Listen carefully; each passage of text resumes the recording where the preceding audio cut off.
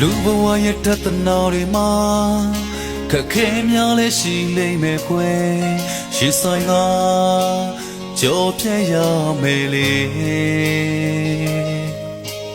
ဒုက္ခများလဲကြုံမယ်အပူမီတော့ကများလဲရှိမယ်ခွဲဒါတွေကိုကြော်ပြရမှာပဲ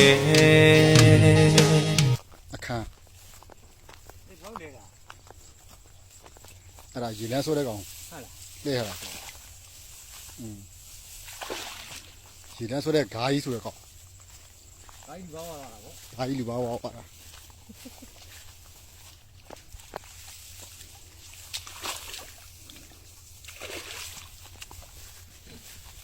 နောက်ဆုံးအကြိမ်ကြည့်ပေးတဲ့အခန်းမျိုးဆရာပြန်ကန်နီးရော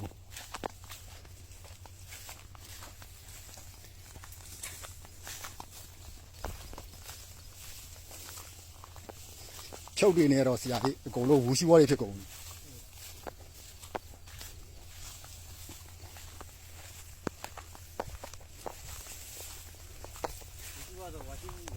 ဟုတ်တယ်